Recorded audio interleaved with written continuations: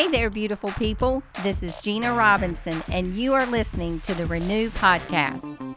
You are in the right place and always welcome here.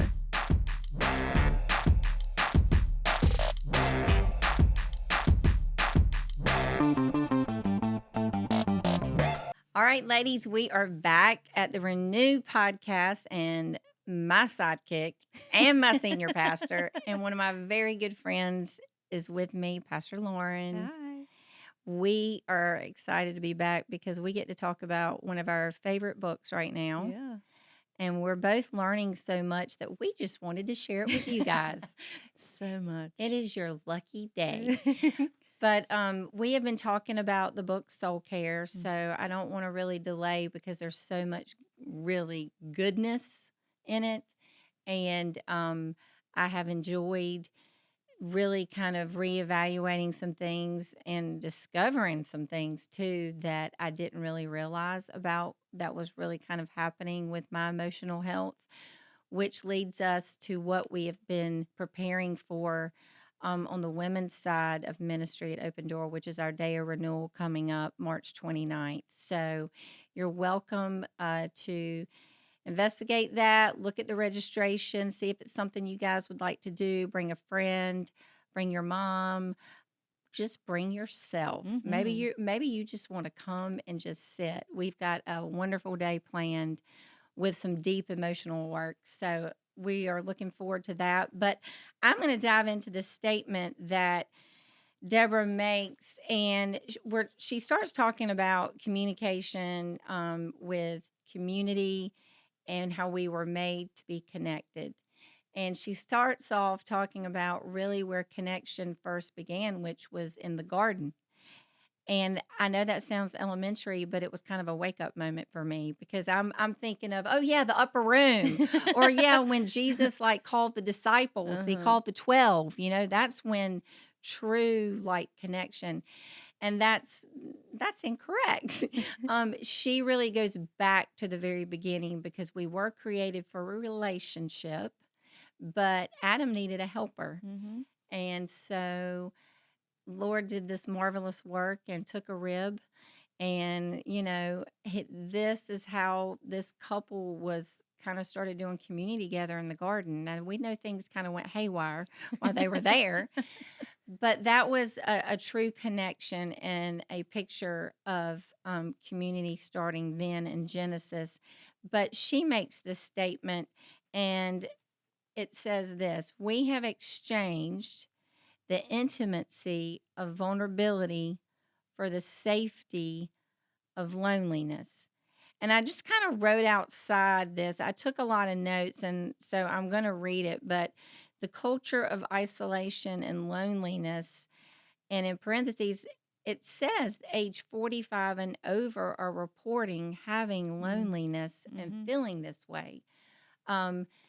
It does make a lot of sense the older we get and go through, because I really can identify with this being 55. And I'll tell Lauren's age because she's in her 40s. But she can relate to this as well. But I think one of the things is that the enemy obviously does not want us to be vulnerable, because that's where we open our heart to the Lord. That's where, if our hearts are hardened, things are going to go a little haywire there because we're going to pull back from connection. Then we get filled with shame because we know the very thing we need to do is reach out, but it's the very thing that our flesh doesn't want to do.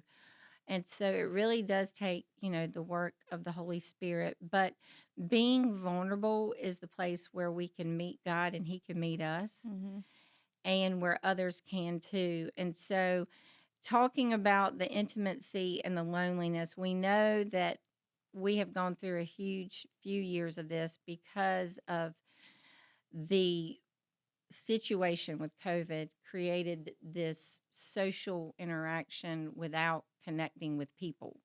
And so we have depended on a lot of things that actually were a blessing during that time because it was a way to communicate and feel connected, but it also can bring false connection. Yeah. And she does talk about that quite a bit. So Lauren's going to talk a little bit too about just boundaries, limits, and kind of some things that Deborah went into that I think are very important Yeah. in walking through Yeah. this.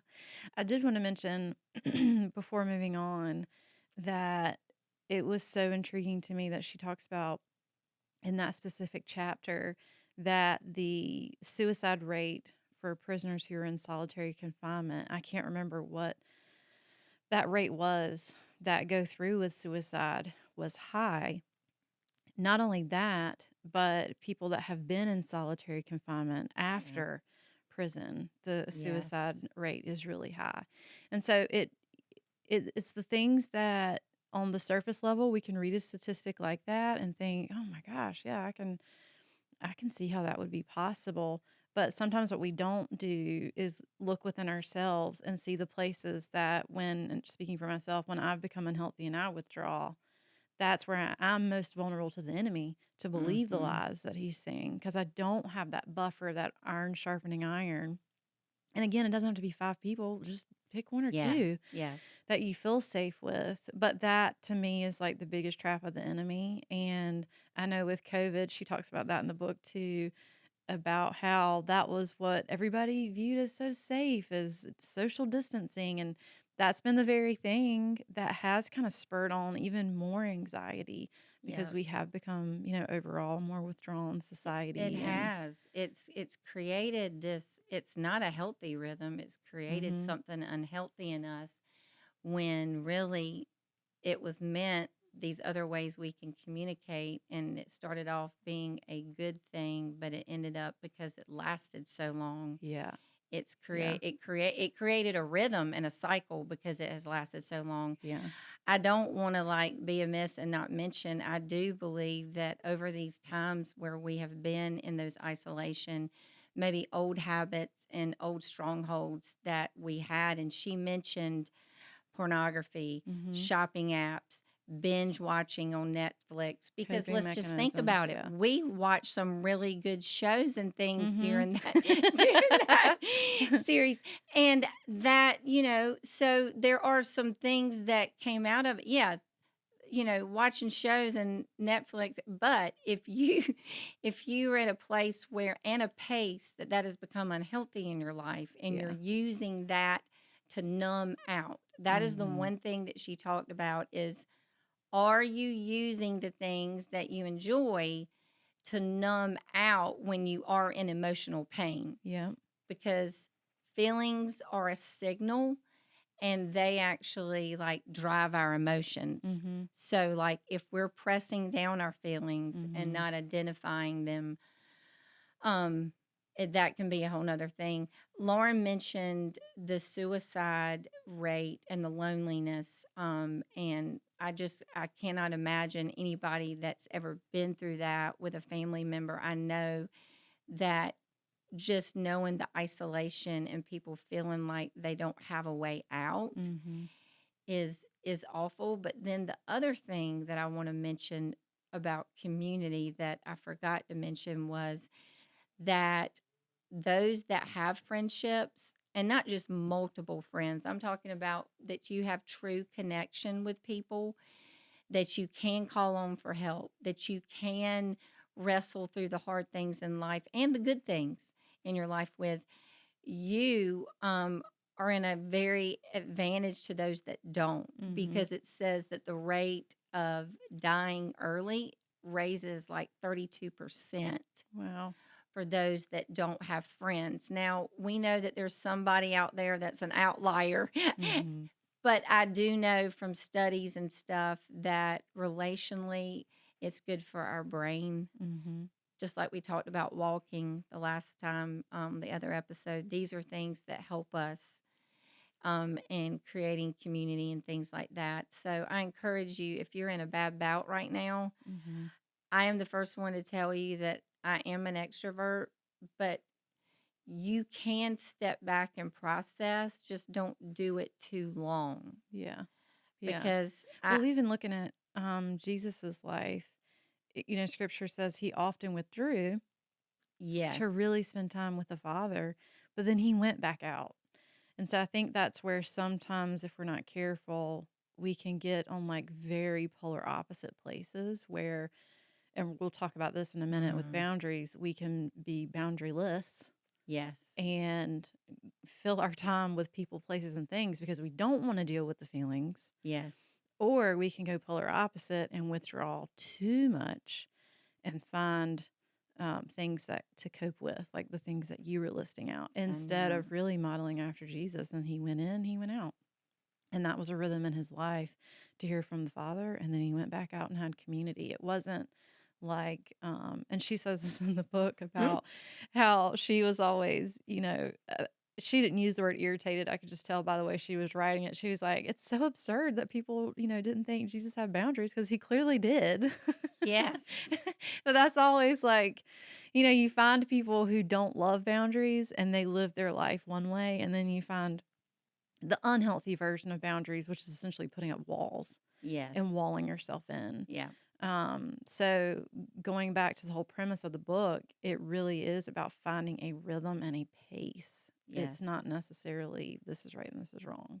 Yes, for your life. Yeah. And I I'm s- I think in my 30s in friendships and relationships, I told a friend not long ago, I said, I do not want to go back to that age because I will tell you, it's not that I didn't love that age. It was just that I remember friendships and relationships were super hard. You're young, you're trying to figure out your life outside the young adult, young professional life. Like you're like in between. You're out of your Mhm. 20s, you're not in your 40s, and you're really kind of figuring a lot of different things out. And I remember during that season that when I was in my 30s, you didn't really hear about people going to get therapy. Mhm.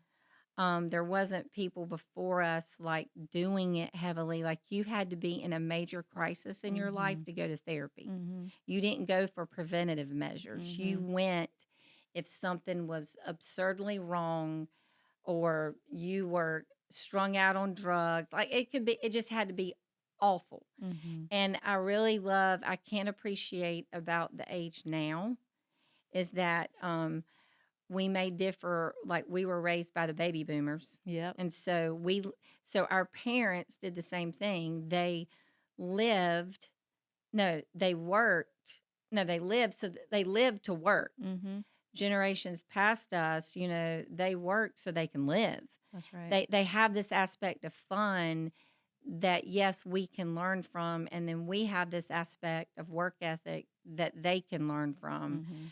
Um, but finding that balance and respecting it Yeah. and defining the perimeters. I mean, Yeah. your house is one thing, but you do have a boss when you work. So Well, isn't it interesting to look back through the generations and everything can seemingly be reactionary? Yep. So you have boomers that were maybe children of the parents from the Great Depression, and it's just you can see it almost happening as a domino effect. Yes. And it is because, not understanding, maybe prejudging or judging what was done Yep. before Yep. you. And I know for me, myself, and Aaron, we have to have conversations that says, okay, these are the things that we experienced as children that we may not want our children to experience. However, we're going to have to find the balance in it because we don't want to over course correct Yeah. and it be this pendulum swing. No. And I think also on the topic of boundaries, she does make a point in there about how a lot of it can be because of what was modeled before you, Yeah. not always just because of the way you are wired. I think some of that for sure plays a part, Mm-hmm. but heavily what you saw your parents do, what you saw your family do, what you saw even grandparents do, who you were around a Yeah. majority of the time, that can shape your view. And then you can kind of fall into same thing she said at the beginning of the book as far as what's your definition of soul care versus self-care, not wanting to be self-absorbed, but also knowing the whole thing about on a plane, you have to be able to put your mask on first before you can help others. Yep.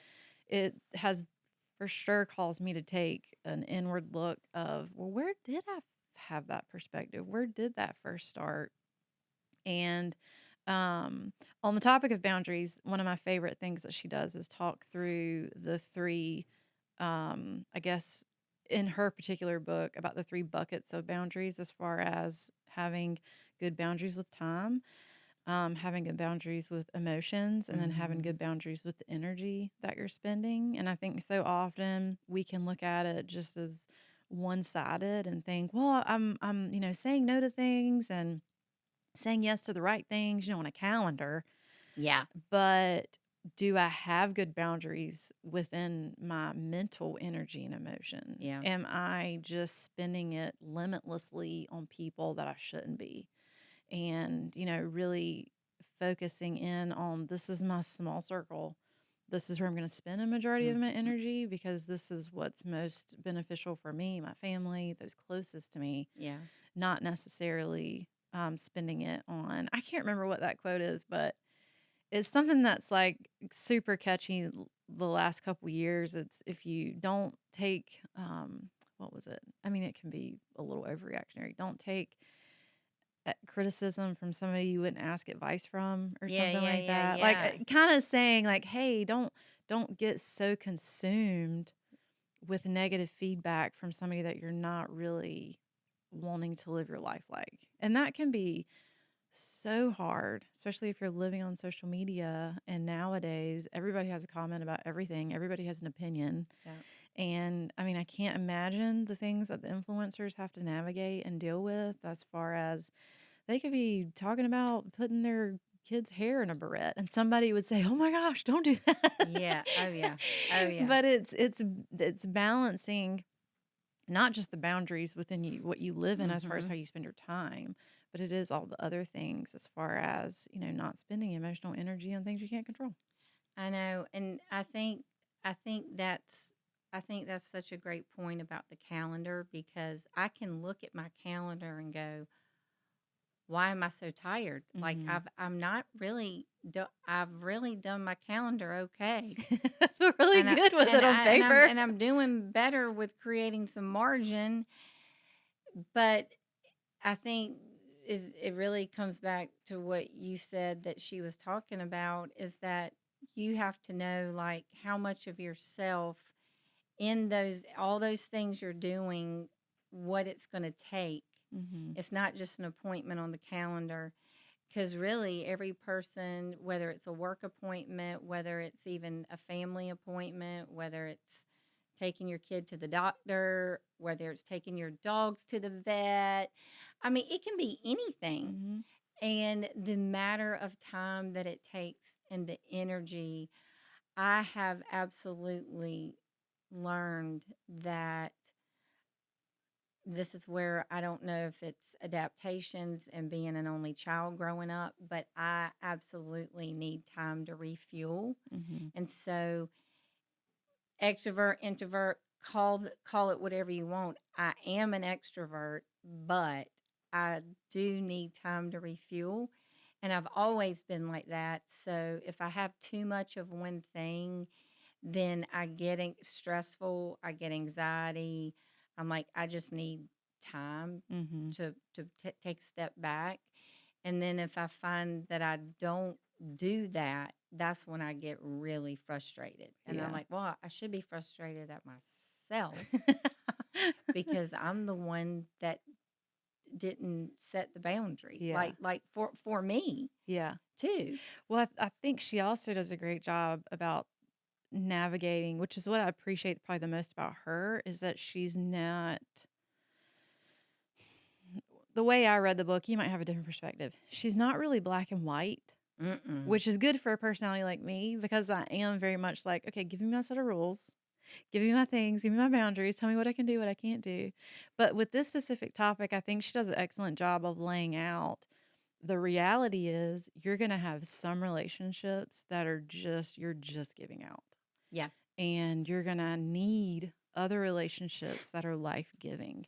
So just make sure when you're planning, when you're living life, that you're taking that into consideration, as far as like how you're spending your Yeah. time, and not filling up your calendar for the entire week that are only like you giving out type of relationships. And I know for you and I, that can be tricky with Yeah. our vocation, because that is, we are ministers and we are ministering to people, but making sure on the other side of that, am I carving out time and margin to make sure at the end of the week, at the beginning of the week, at the end of the month, whatever the cadence is, am I making sure I've got space and time for those relationships, for my best friends, Yeah. that I have room and availability so that I can get refueled with those Yes. types of relationships and not just the one-sided relationship. So she does a great job of saying like, hey, there's going to be relationships that are one-sided. It's a part of everybody's Yeah. life. Doesn't matter if you're a vocational minister or you're not. Those are always going to exist. But let's just make sure you're not neglecting the ones that are Yeah. life-giving. Yeah. I totally agree. I think that's too one of the things that I where like growing up and how you saw things modeled, relationships and things, or work. And sometimes work didn't end at a certain Mm-hmm. time of the day. They didn't cut off things, and they didn't even, our parents and and their parents, they didn't have the distractions that we do today Mm-hmm. with these type of phones that we have, and echoes and everything else all over everywhere, that video Siri. cameras. I mean, there's just stuff everywhere. Um, and they didn't, and they had problems cutting it off. Yeah. Like, I know that my both my parents worked very hard, and I know that their parents did too. Mm-hmm. And my mom's family was farming, and anyway, lots of things like that. And so I just don't remember where work and play Oh, yeah. like ended. Yeah. Like, it wasn't like, okay, the end of the day is the end of the day. Now we're gonna have fun, and that Mm-hmm. I never heard that. Yeah, that really wasn't, I would say, a big aspect of my growing up. I mean, my brother's 5 years younger than me. He might have a different perspective, Yeah. but the same thing, along the same lines of what you were saying with my parents and my dad's parents, with it being a generational company. When you're an entrepreneur and you're a small business owner, there is no 9 to 5. No. There's never a 9 to 5. And so that was how I grew up. And, there was some very lean times and some times Yeah. that, my dad definitely spent more time away Yeah. than at home. And so I for sure agree with what you're saying. How what you've had modeled, can for sure impact And how it you just live. creeps up in you when you're not healthy, like, because you can't, it's not as blatant. Yeah. And it just, I think those are the things, is that it just, that type of unhealth. And that's what I'm so excited about doing this day. An opportunity for women is not to try and fix everything between 9 and 3:30. So if that is your hopes, I don't want to disappoint anybody. But the recovering people pleaser in me does not want to. But I will say that you will have an opportunity to lean in, to get wisdom, to be challenged, Mhm. encouraged, and um, be able to provide lots of resources that you guys can look at a list and go, you know what, I think I want to try this, or I think I want to. It's just kind of opening your eyes to the fact of, oh, I've never really thought about that before. Mhm. Um, and so, because we're going to have from college age, and we'll have women there that are older than us that I'm thankful that we can bump up against because they've lived life longer. Yeah. Um, as far as all that goes, as far as the boundaries and the limits, you cannot set good limits with yourself or with other people, and we'll just call that boundaries, if your love bucket is depleted. Mhm. And so I think that was kind of the one thing when she was talking about being empty. We've heard that as Christians forever. Like, we know we are not supposed to let that thing get on empty, because we cannot, and we can't fill up empty people anyway if we're empty. Mhm. Um, However, I think the whole love thing is the identity crisis, if you will, that we've had with ourselves, is like, because she said, really identify your belief system, Mhm. kind of the lies you've believed, Yeah. she kind of, and she talks about that in the beginning of the book, is before she dives into anything else, she's like, let's identify some things. Yeah. What do you think about this? Mhm. And I think that's helpful too, is just like writing those things down and being able to identify some of those things is very helpful, because I look at some people and the capacity that they have to do things. I will literally go, oh, I just see burnout coming. I just like that was me in my 30s. And that's concerning to me.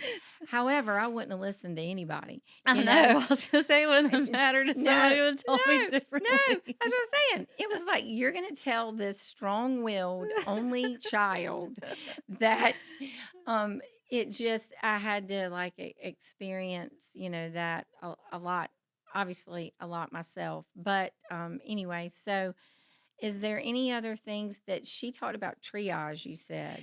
Yes. I think, well, going in with what you were just saying, I think the myth that I have believed for so long with like the pace and all of that is she has this part in there. I don't know if it's like a whole chapter or just a little section, because I mean, I definitely hit, as I listened to Audible, I hit rewind about three I know. times. But she talks about how people really struggle with pace when they think that efficiency is always the best method. Mm. And for myself, I know I'm always like, work smarter, not harder. And that's just a mentality that I've grown up with and I've always adopted. And I've done it in so many facets. Even when you message me and you're like, hey, I want to gift you this book. Do you want Audible or do you want a hardback? And in my mind, I'm like, oh, Audible, because I can listen to this and get ready in the morning and walk and do all these things. And I'm like, efficiency, efficiency.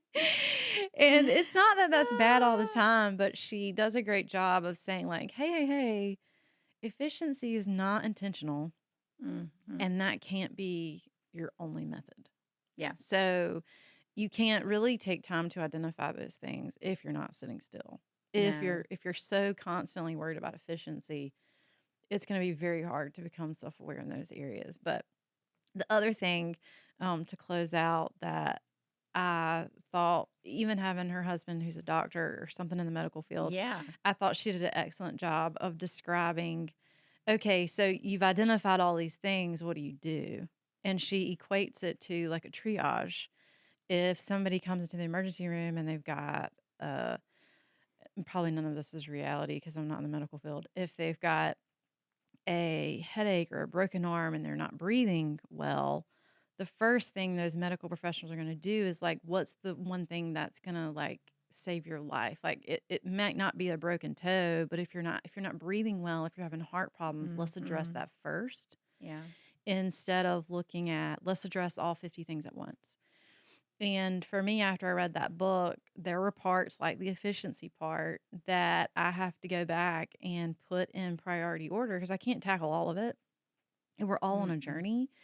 And it's just so sweet of the Holy Spirit how he does touch things intentionally.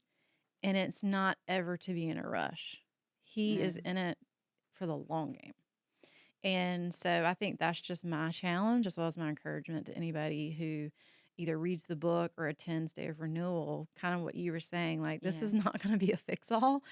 And there's probably going to be a lot of things that you hear, see, and experience that God says. And you're like, God, this seems so overwhelming. Yeah. But it really is about the relationship with Him Yeah. and allowing Him to triage and for Him to speak into what are the things that He wants to work on first, so Yeah. that it's not daunting and it's not overwhelming. Yeah. And I'm really hoping and believing that when women come that day, that the Lord, as we pray for the event and move into that event, and our prayer team really prays over the names and everything, that he will really identify it for you personally, so that, because many times, let's just face it, we're in church and we're like, yeah, they need to hear that message. But really just making it personal for you and what you need at this moment in this season, and not try and think too far ahead. And I think that's my big thing, is if I have a goal and know we want to Mhm. get here, then what do we need to do right now to get to Yeah. this place? And what I think you're saying is like, first of all, we don't rush God. He's on his own timetable. That's right. And we don't, and same, with the Holy Spirit, when we give him permission to do what he needs to do, it's like really surrendering that timetable to him Mhm. and going, all right, we're in this together, Yep. but I really do have to lay down every idea and hold thought everything captive that really rises up against your word, because I want this to be about what you want for me and not Mhm. what I see Yeah. that I need specifically. Because sometimes I feel like, we have blind spots Mhm. that we don't see that other people can. And sometimes we don't want to hear that from other people. So, but, hopefully that day will be able to help with other things as well too. So, if you do have questions though, like about this specific episode, again, the book is Soul Care. It is not the only resource people will be using for content that day, but it is one of the main ones that we've used that we feel like will be super helpful. Um, and then we also are going to have a merch store that day. So there'll be a few things you guys can purchase. But before then, if you do have a question, if you've got prayer requests, maybe you listen to a prior episode and you want to share a testimony. Yeah, we love feedback. Yeah, we would really, really love your feedback, because it's encouraging to know that the topics that he has us really bring forth, whether it's from a guest or whether it's from something like today, that you guys are being touched. And so we thank you for listening. We love you, and we can't wait to see you next time.